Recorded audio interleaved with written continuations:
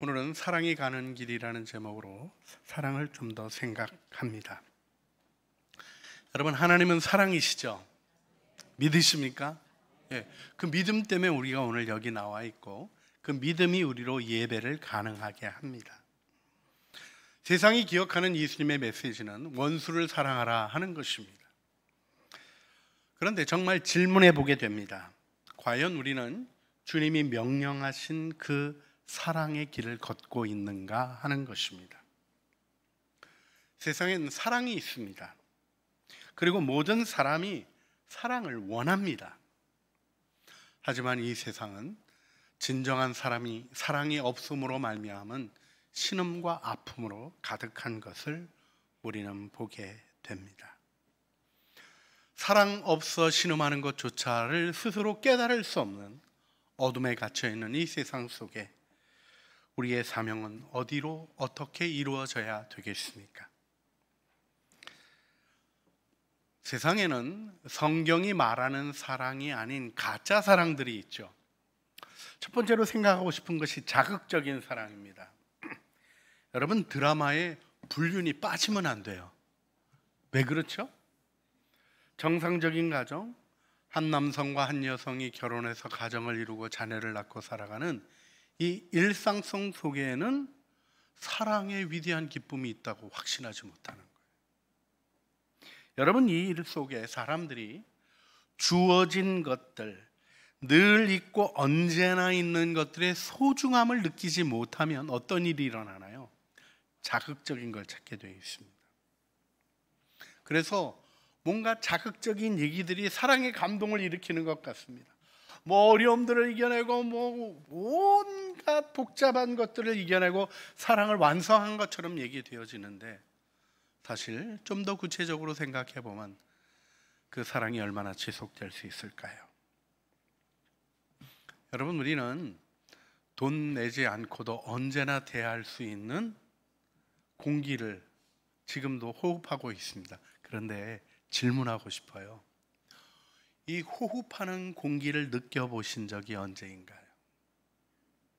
이 일을 감사함으로 내게 받아들이며 또 내 안에 있는 모든 부정적인 것들을 내쉬며 나로 생명을 호흡하게 하신 주님의 은혜를 생각하며 걸어가고 계십니까? 이런 게 안 되면 자꾸 자극적인 것을 찾는다는 얘기를 해드리는데요, 제가 요르단에 갔을 때 요르단에 계신 선교사님이 저를 아셔서 간곡하게 부탁하신 게 있어요. 콜라를 먹지 말라는 거예요. 요르단에서 콜라 먹으면 큰일 난다는 거예요. 이 메마른 땅에서, 이 건조한 사막 지역에서 콜라를 먹으면 이렇게 표현하셨어요. 죽음 같은 목마름이 찾아옵니다. 그렇게 경고를 하셨어요. 그래서 사실은 물 먹고 다녔습니다.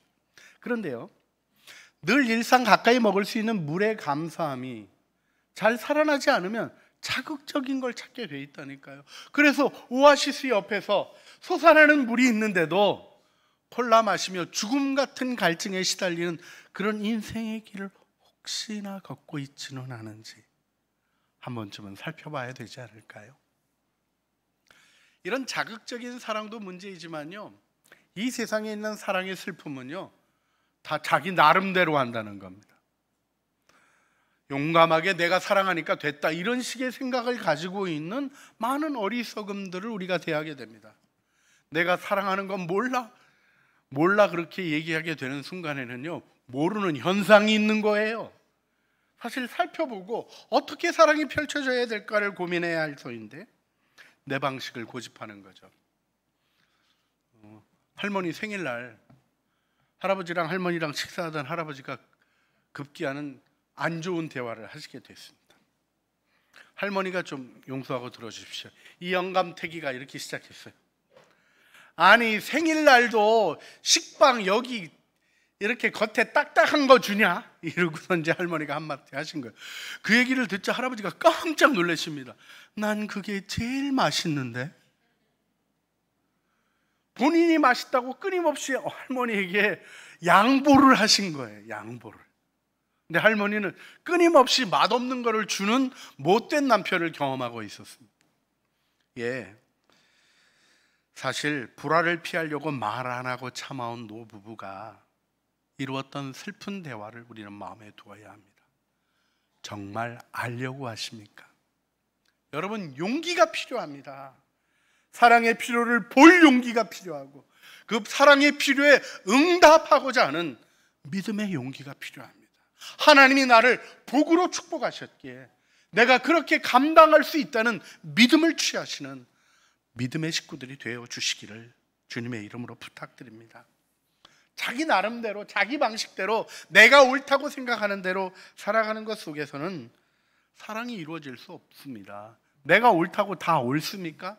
내가 좋다고 다 좋습니까? 그게 아닌 줄 알면서도 내 주장 펴는 데만 익숙하지 귀를 기울여 상대방의 필요를 바라보는 일에 대하여 어떠한가를 우리가 조금 더 살펴봐야 되지는 않을까요?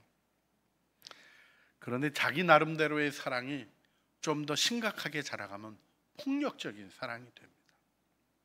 그건 이렇게 돼야 되는 거야, 이게 맞는 거야 하는 자기 생각으로 다른 사람의 독특한 삶을 간섭하고 심지어는 주장하려고 하는 일까지 있는 걸 보게 되죠.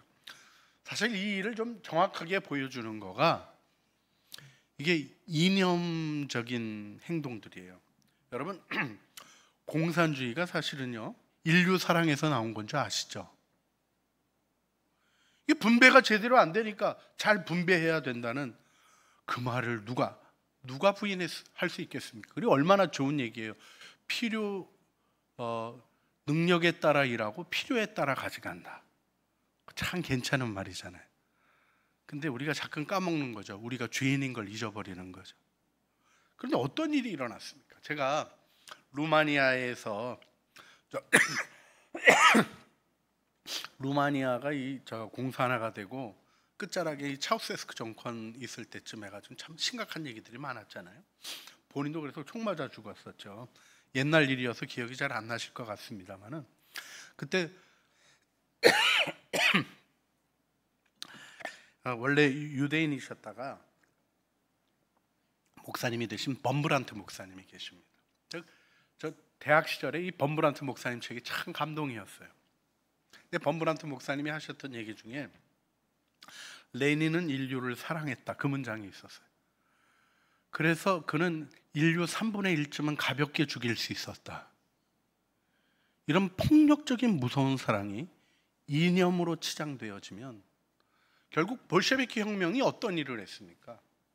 나 문화도로 운동하고 그랬던 순수한 상록수 그림에 정말 농민들의 아픔 가운데 그들을 계몽하고 노력했던 사람들까지 다 숙청해버리고 자기가 생각하는 강력한 정부, 프롤레타리아트 정부를 세워서 뭘 해야 된다는 자기 이념에 사로잡힌 사랑으로 사람들을 숱하게 죽음으로 몰고 갔죠.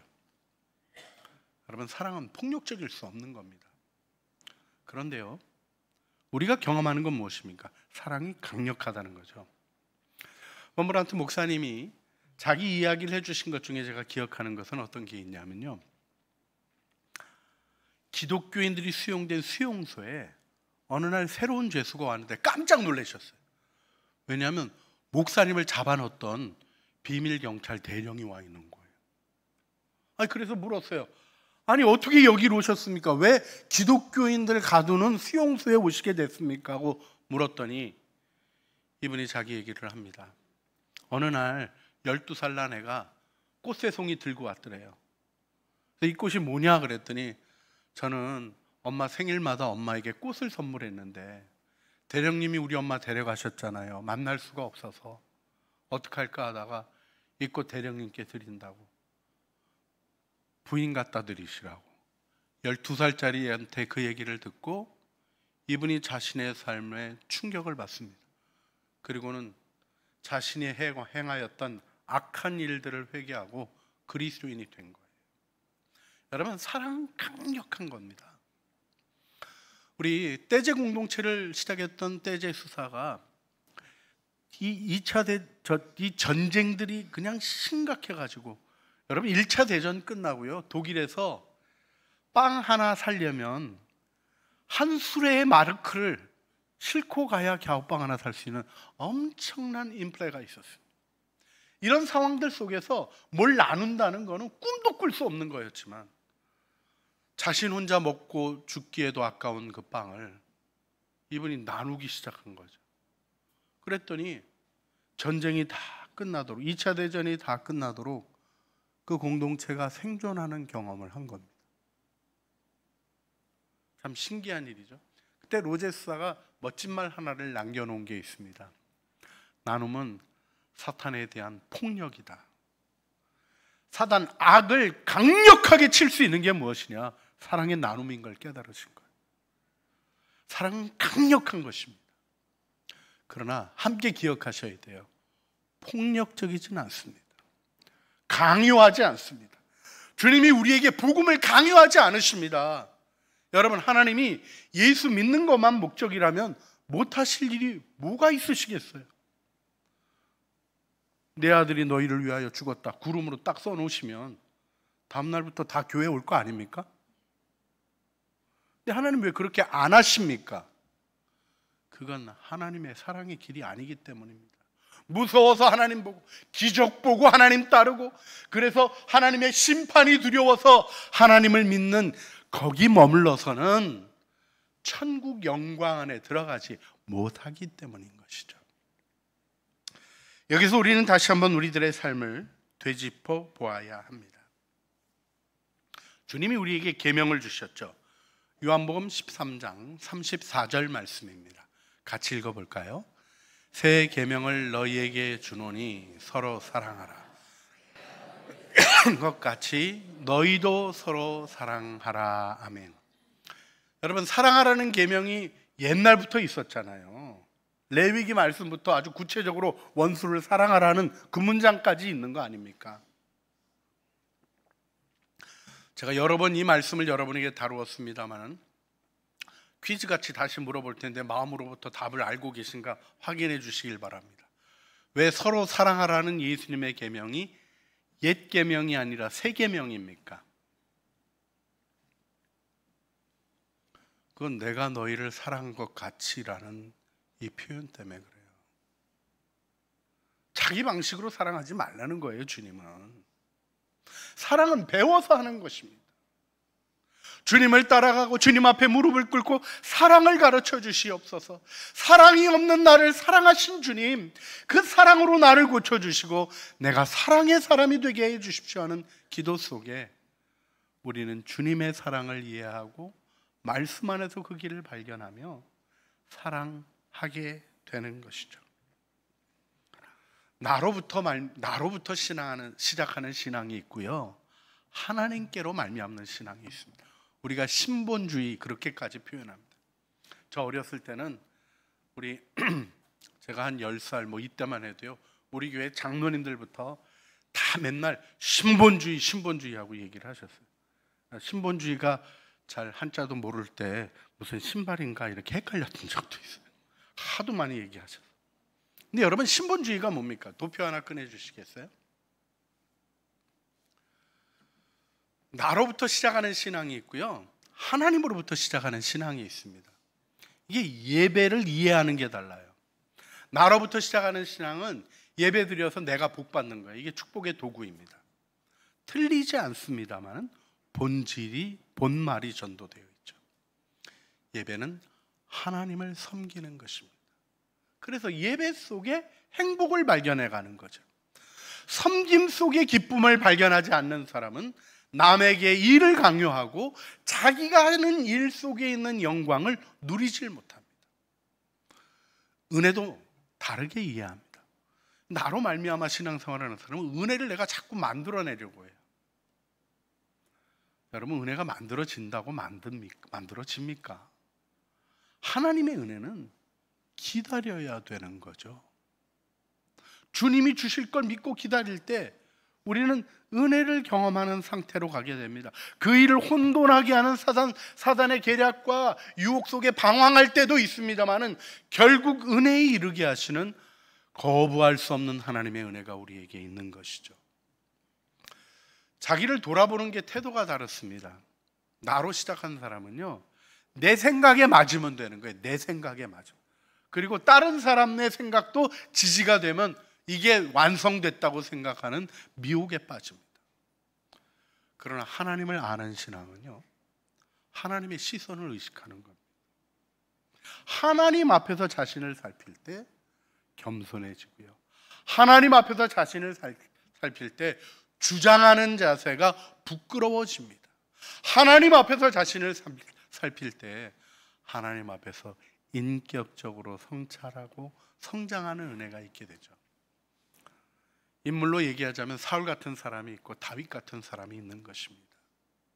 여러분 모두가 오직 하나님만 붙잡는 믿음의 사람이 되시기를 주님의 이름으로 축원합니다. 그래서 우리에게 주신 계명이 요한일서 4장 7절 8절 말씀인데요. 사랑하는 자들아 우리가 서로 사랑하자. 사랑은 하나님께 속한 것이니 사랑하는 자마다 하나님으로부터 나서 하나님을 알고 사랑하지 아니하는 자는 하나님을 알지 못하나니 이는 하나님은 사랑이십니다. 할렐루야.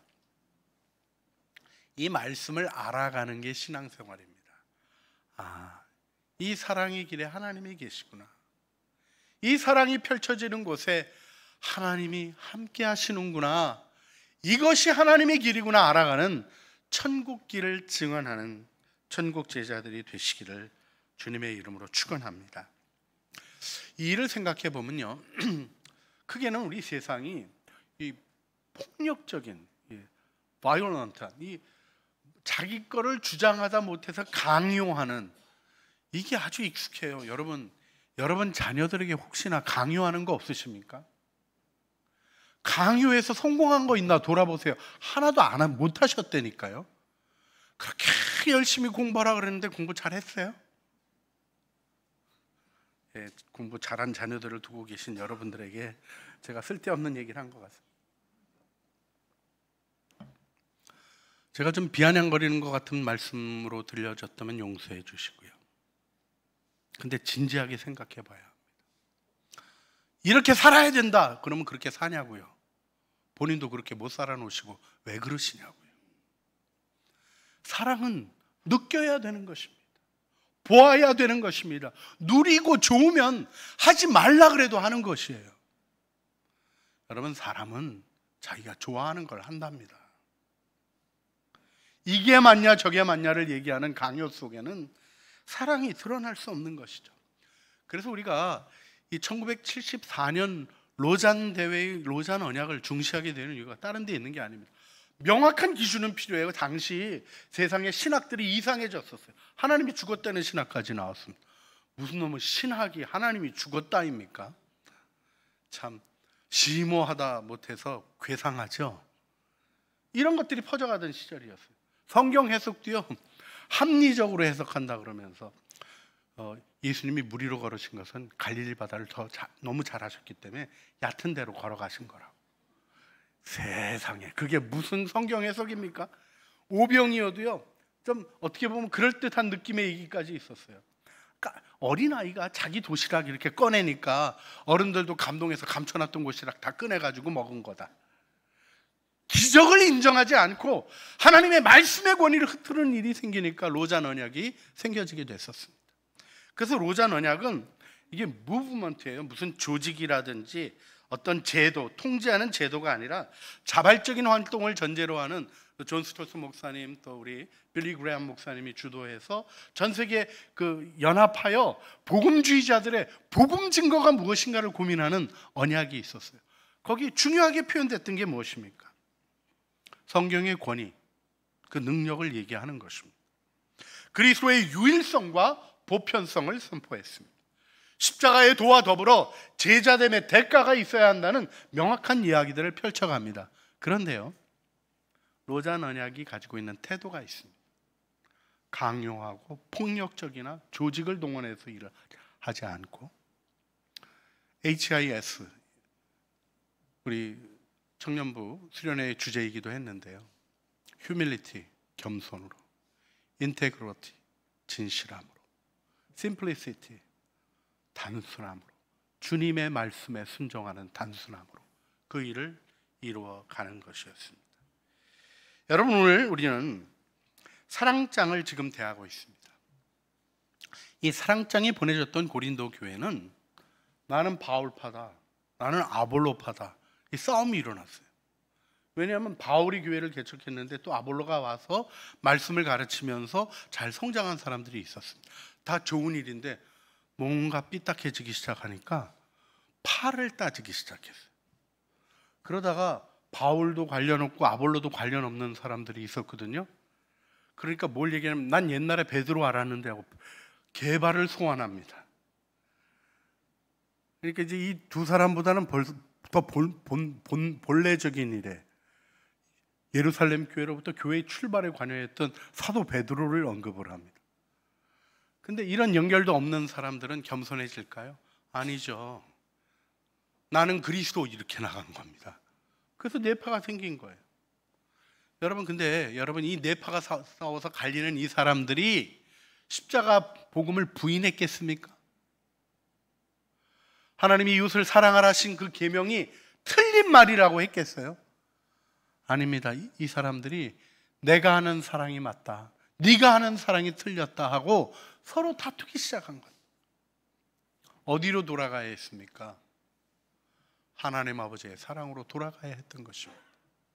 자신이 받은 은혜의 구원, 죄인을 용서하신 사랑, 기다리고 인내하신 하나님의 은혜를 다시 일깨워야 됐었는데 교회에서 내 위치 생각하고 내 말이 통하나 안 통하나 생각하고 자기의 존재감을 자기가 하는 일 가운데 확인하려고 하는 세상의 길을 교회에 가져다 놓으니까 교회가 분열이 일어났던 거예요. 그때 바울이 얘기했던 중요한 얘기가 오늘 사랑장에 나옵니다. 우리가 사랑장을 보면서 먼저 잘 기억해야 될 것이 1, 2, 3절에 나오는 내용들입니다. 고린도전서 13장 1절 말씀부터 보면요, 내가 사람의 방언과 천사의 말을 할지라도 사랑이 없으면 소리나는 구리와 울리는 꽹과리가 되고, 내가 예언하는 능력이 있어 모든 비밀과 모든 지식을 알고 또 산을 옮길 만한 모든 믿음이 있을지라도 사랑이 없으면 내가 아무것도 아니요, 내가 내게 있는 모든 것으로 구제하고 또 내 몸을 불사르게 내어줄지라도 사랑이 없으면 내게 아무 유익이 없느니라. 여러분, 1, 2, 3절에서 지금 표현하고 있는 것은 교회의 사역의 가장 탁월한 단계를 얘기하는 겁니다. 방언이라는 언어 영역을 넘어서서 하나님의 뜻을 펼쳐가고 전하고 하는 은사의 영역이 있는데, 그게 천사의 말이라고 얘기하는 것처럼 영적인 영역까지 퍼져갈 수 있는 권능의 자리, 그 탁월한 자리에 오른 상황을 얘기합니다. 근데 그가 하는 방언이 뭐라는 거예요? 사랑이 없으면 시끄럽다 이겁니다. 의미 없는 소리나는 꽹과리, 구리 소리 같이 쨍쨍쨍쨍 거리는 것 이상 아무 의미가 없는 거라고 지금 바울이 얘기하는 거예요. 여러분, 이 상충되는 두 은사가 표현되고 있는데 예언의 은사와 구제의 은사가 좀 서로 상충돼요. 예언하는 사람은 잘못을 꾸짖고요, 구제의 은사, 긍휼히 여기는 사람은 잘못을 이해하고 도와주려고 해요. 두 은사가 서로 좀 상충되는 거가 있습니다. 그런데 오늘 2절, 3절에서 표현되는 것은 그 은사의 최고 상태를 얘기하죠. 믿음의 은사는요, 아는 지식의 은사와 더불어 그 아는 것을 선포할 수 있는 믿음의 분량이 있습니다. 그래서 예언의 은사의 탁월한 단계는 지식이 많고 그 다음에 그 지식을 선포할 수 있는 믿음을 가지고 있는 걸 얘기하는 거예요. 그래서 오늘 본문에 뭐라고 표현됩니까? 모든 비밀과 모든 지식을 알고, 그 다음에 믿음은요, 산을 옮길 만한 믿음이라고 얘기하는 능력 있는 믿음을 얘기합니다. 이 은사의 가장 탁월한 표현이 등장하고 있습니다. 그런데 어떻대요? 사랑이 없으면 내가 아무것도 아니에요. 여러분, 고린도전서 13장에 제일 많이 나오는 단어가 뭐죠? 사랑장이라서 사랑이라고 생각하시는데 한번 쉬어보세요. 내가가 더 많이 나와요. 내가가. 여러분, 이 사랑이 다른 게 아니에요. 우리가 주님 앞에서 행복하게 살아가기 위하여 주님이 우리에게 주신 계명이에요. 그런데 이 축복을 하나님의 방식으로 이해하는 걸 잊어버리고 세상에 망가진 사랑을 추구하며 하나님의 사랑 얘기를 하는 혼돈을 만들어내서는 안 되는 것이죠. 그렇습니다. 몸을 내어주는, 모든 걸 다 주는 구제의 은사의 그 탁월한 모습, 더군다나 자기 몸을 불사르게 내어주는 희생이 진행되어도 사랑이 없으면 내게 아무 유익이 없다는 거예요. 은사의 최고의 단계에 이르러서 방언의 은사가 아주 탁월하게 드러나도 사랑이 없으면 시끄러운 것이요, 예언의 은사도 아무것도 아니면 구제의 은사도 유익이 없다, 이렇게 얘기하십니다. 여러분, 일 잘하는데 혹시 마음 뺏겨 계시진 않아요? 내가 은사적으로 탁월해지는 거에 혹시 마음 뺏겨 계시지는 않습니까? 노력해야 됩니다. 은사도 개발해야 됩니다. 헌신하고 자라가야 됩니다. 이거는요, 밥 먹어야 사는 겁니다 하고 비슷한 얘기예요. 그런데 왜 밥 먹느냐가 중요하죠. 도대체 이 밥 먹고 뭐 할 것이냐 하는 게 중요하죠. 악을 행하는 자는 먹고 살아가는 것이 저주거리가 되는 것입니다. 그러나 하나님의 뜻을 행하는 자는 때로는 모래알갱이 같은 밥을 씹어 넘기면서도 사명을 이루기 위하여 걸어가는 은혜의 걸음이 세워지는 것이죠. 자, 여기서 우리는 사랑으로 행하는 모든 일에 대한 이 명령 속에 바울이 선택한 사랑의 이해의 방법을 마음에 둬야 합니다. 좀 간략하게 줄여서 말씀드려야 될 것 같습니다. 어떤 분들은요, 고린도전서 13장에 사랑의 정의가 나온다고 그렇게 얘기하시더라고요. 이 디피니션 정의가 아닙니다. 이건 사랑의 정의가 아니라, 사랑은 오래 참고 사랑은 온유하며, 이런 정의가 어디 있습니까? 이건 정의가 아니라 사랑이 어떠한가를 설명해 주므로 사랑을 이해하고 사랑이 아닌 길을 거절하고 사랑의 길을 선택하게 하는 지침입니다. 여기 먼저 등장하는 말씀이 사랑은 오래 참고 사랑은 온유하며 라는 말씀입니다. 이 말씀이 헬라어로는요, 이렇게 대칭 구조로 되어 있는 이렇게 재밌는 표현이에요. 어감을 살려서 좀 번역해 보면요, 이렇게 번역할 수 있어요. 사랑은 기다립니다. 정겨운 것이 사랑입니다. 이렇게 표현하는 거예요. 너무 바쁘게 결과만을 위하여 움직여가며 그 결과가 무엇을 만들었는지조차도 이해하지 못하는 이 시대 가운데 우리가 다시 한번 기억해야 될 지침이 아닐까요? 그리고 바울이 이제 그 비아 네가티바, 그 부정의 방식으로 사랑은 이렇게 하지 않습니다 하는 얘기를 합니다. 여러분이 사랑이라고 생각하고 행하였던 일들을 이 말씀에 비추어서 이건 사랑이 아니었구나 하고 거두어내시는 일들이 필요해요. 제가 좀 헬라 어감을 살려서 조금 제 나름대로 번역해서 표현해 보았습니다만, 기도하면서 좀 해봤거든요. 여러분들 한번 적용해 보시길 바랍니다. 제가 몇 문장 오늘 본문 말씀을 읽습니다. 시기하거나 뽐내는 것은 사랑이 아닙니다. 교만하여 주장하거나 내려다보는 것은 사랑이 아닙니다. 함부로 말하고 존중하지 않는 것은 사랑이 아닙니다. 자기 이익을 추구하는 것은 사랑이 아닙니다. 성내거나 원한을 품는 것은 사랑이 아닙니다. 아니라고 얘기하는 것도 내 고집 속에 사랑이라고 얘기하려고 하는 잘못된 마음을 돌이키셔야 합니다. 그리고 이제 변화되어 긍정적인 표현들이 등장하는 것을 보며 마음의 방향을 세워보시길 바랍니다. 사랑은 나쁜 짓을 하지 않으며 진리와 더불어 기뻐합니다. 사랑은 모든 것을 덮어줍니다. 사랑은 모든 것을 믿어줍니다. 사랑은 모든 것을 희망으로 바라봅니다. 사랑은 모든 것을 기다리고 머물러 줍니다. 그래서 8절에서는 어떤 얘기를 합니까? 사랑이 결코 무너지지 않는다는 거예요. 예언도 쓸모없게 되고 방언도 멈춰지고 지식도 쓸모없게 된다는 것입니다. 좀 더 구체적으로 표현해 보자면, 지식이 쓸모없게 되는 그 자리, 방언이 멈춰지고 또 예언조차 쓸모없게 여겨지는 그곳에서도 사랑은 무너지지 않습니다. 이 얘기를 해주고 있는 것입니다. 이 영원한 것을 붙잡고 나아갈 용기를 오늘 우리가 이 예배 가운데 일으켜야 되지 않을까요? 폭력적인 세상 가운데 주님은 사랑의 길을 보여주시며 겸손하게 온전함으로, 그리고는 하나님이 주시는 아름다운 완성을 이루어가는 일에 우리의 단순한 순종이, 그 사랑받았기에 그 사랑에 응답해야 한다는 단순한 마음의 양심의 진실이 우리를 사랑으로 이끌어가는 것임을 함께 기억하며 서기를 바랍니다.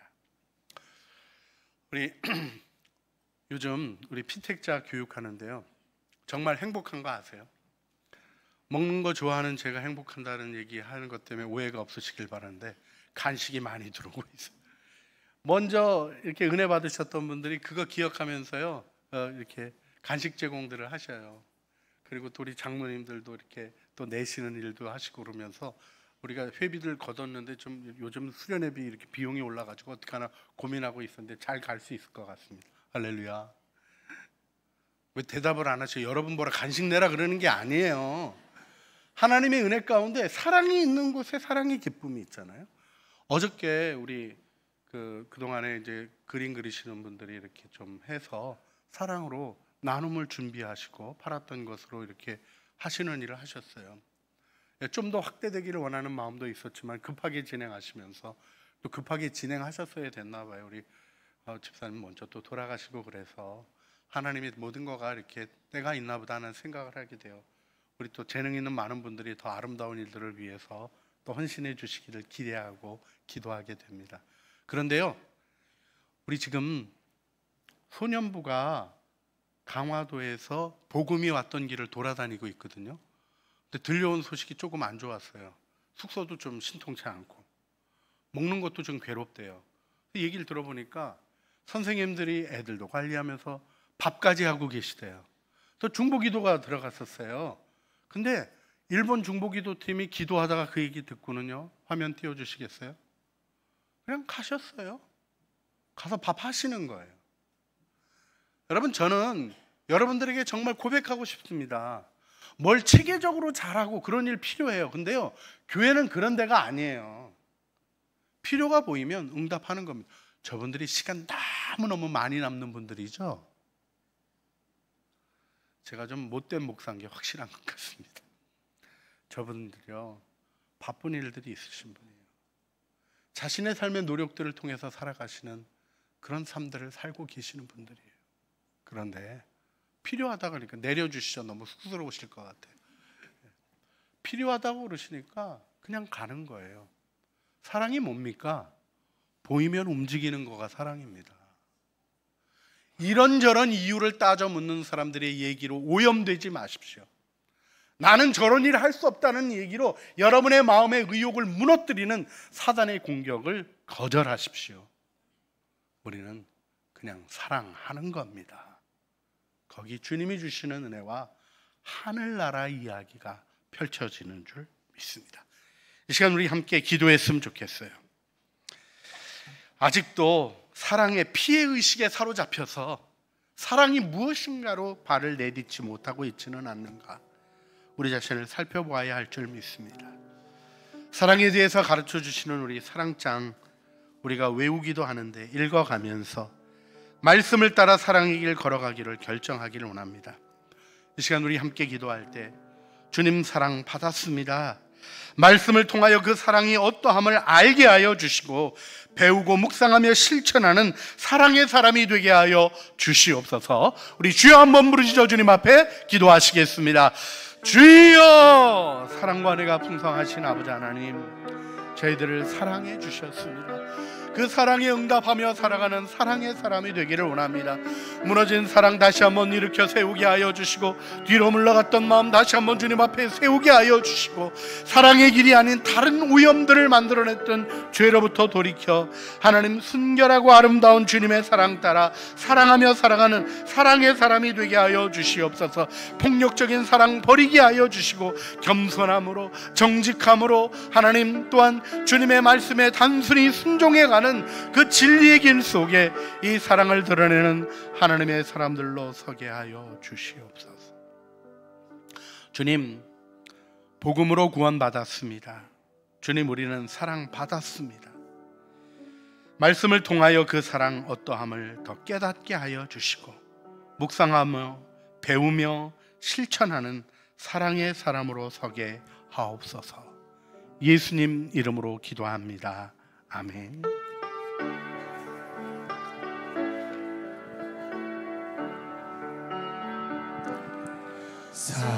사랑은 언제나 오래 참고, 사랑은 언제나 온유하며, 사랑은 시기하지 않으며, 자랑도 교만도 아니하며, 사랑은 모든 것 감싸주고, 사랑은 모든 것 감싸주고,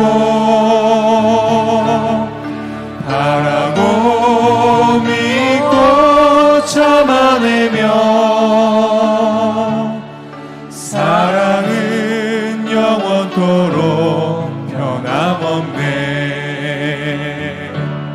사랑은 무례히 행치 않고, 자기의 유익을 굳지 않고, 사랑은 성내지 아니하며, 진리와 함께 기뻐하네. 사랑은 모든 것 감싸주고, 바라고 믿고 참아내며, 사랑은 영원토록 변함없네. 믿음과 소망과 사랑은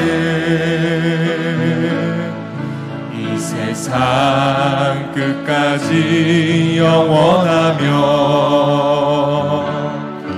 믿음과 소망과 사랑 중에 그 중에 제일은 사랑이라. 그 중에 제일은 사랑이라. 그런즉 믿음, 소망, 사랑 이 세 가지는 항상 있을 것인데 그 중에 제일은 사랑이라.